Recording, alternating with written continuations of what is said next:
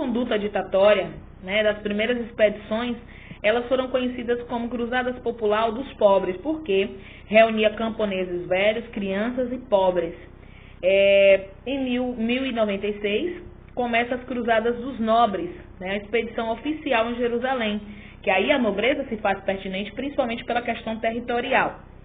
Existem alguns mitos, lendas citadas de que até as crianças teriam participado dessa luta, né? De fato, não existe nenhum documento legítimo que nos dê essa relação mesmo total. Dos resultados das cruzadas, a gente vai ter o enfraquecimento do sistema feudal, não que isso seja o principal ponto de elevação que fez essa mudança, né? O que fez o feudalismo decair não foi as cruzadas, elas só contribuíram com o endividamento dos seus senhores. Todavia, o final do feudalismo ele se dá pelo declínio, né? A falta de terra, pelo encercamento que vinha a Europa circundando, que era a perda de território, e a partir daí, se não se tem território para você plantar, consequentemente você tem escassez de alimento. A segunda posição em relação ao resultado das cruzadas foram o mar Mediterrâneo novamente ser valorizado em relação ao número de embarcações que transitava por ele. O aumento desse comércio também era visível, né, principalmente em Genoveva e Veneza, e de grande importância a contribuição para a expansão comercial. A gente vai ver aqui no mapa a expansão comercial das cruzadas, o quanto elas movimentaram o mar Mediterrâneo em relação à questão comercial, as grandes navegações. Dentro desse processo, a gente vai ver várias vertentes, né?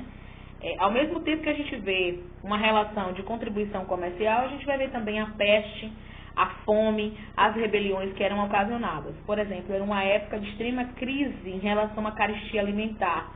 Falta de alimento no mercado, a lei de oferta, quanto mais faltava, mais caro esse alimento se tornava. E essa relação de conduta alimentar, não só ela fazia parte de uma relação de extremismo, como a peste negra. Eu ainda citei para vocês hoje em aula sobre a relação da peste negra com o Covid-19.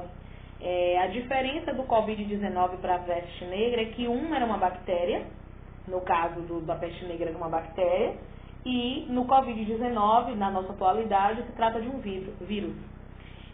Ambos atacam o sistema respiratório, que por sua vez cria uma infecção pulmonar, criando secreções e levando o indivíduo à morte.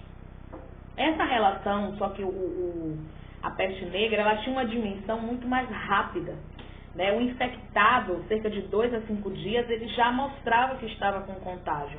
No caso do Covid-19, são cerca de 14 dias para que se manifeste, né, os sintomas da doença.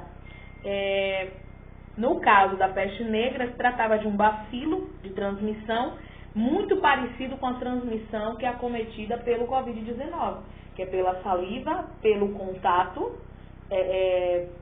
pelo próprio contato com a pessoa que está contaminada, né? Existia a bubônica e a pulmonar. A bubônica era aquela, por isso que era conhecida como peste bubônica ou peste negra bubônica. Ela apresentava as manchas pretas pelo corpo, né? E em decorrência disso ela acometia o pulmão. Algumas das situações da peste negra, ela aparecia como furúnculos pelo corpo, e esse furúnculo ele vinha a furo, né, como se fala no popular, com bastante secreção, criando feridas por todo o corpo do indivíduo.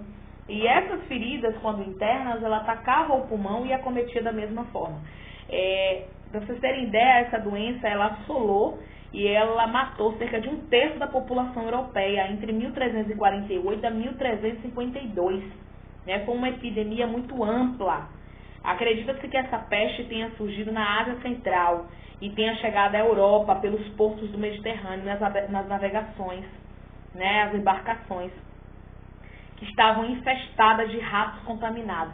Então, era uma doença que ela foi considerada como o principal transmissor dela, os ratos, nos porões dos navios, né, e que ela vinha trazendo consigo, através das embarcações vindas lá da Ásia Central, para a Europa, e ela foi acometendo, né, ela matou 1/3 da população europeia. Diante desses fatores, tanto da carestia como da própria peste negra citada, as revoltas elas se fizeram pertinentes, principalmente os camponeses, né, que eles estavam sofrendo diretamente com todas as pressões. Não tinham o que comer, não tinham como sobreviver, era tido como João Ninguém. Eles eram semelhantes ao João Ninguém. Hoje esse termo é utilizado ainda, né? Algumas pessoas ainda utilizam desse termo, e o termo João Ninguém, ele expressa diretamente o que ele diz. É um João Ninguém, alguém que é desprovido de qualquer direito e dever. Toda essa relação do mundo feudal, bem como de todas as articulações que eram feitas nesse modelo, a gente vai ter aí o período de temor com a morte. A peste assolava, a doença estava cada vez mais assolando, as pessoas começaram a ser acometidas por um medo tremendo da morte. Em Apocalipse, o livro de Apocalipse, do Novo Testamento, relata, né, de peste, morte, fome, guerra. Toda essa relação fazia com que as pessoas se achegassem cada vez mais à igreja, né, à cristandade.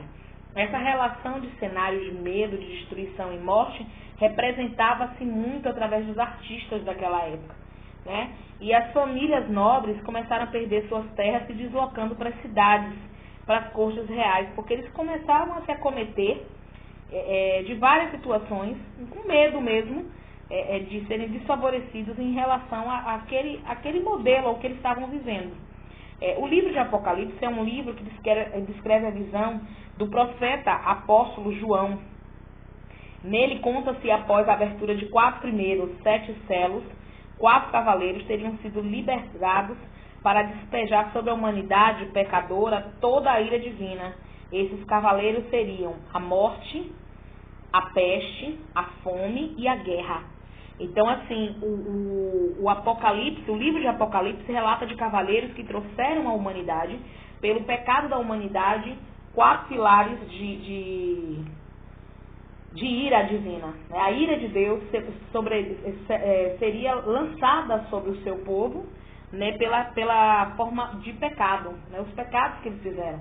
E esses 4 cavaleiros tinham uma representação no livro de Apocalipse, que era a fome, a guerra, a peste e a morte. Então, essa relação de conduta fazia com que as pessoas se aproximassem ainda mais do clero, da igreja, né? Era uma forma de cada vez mais ter as contribuições de fiéis a seu favor.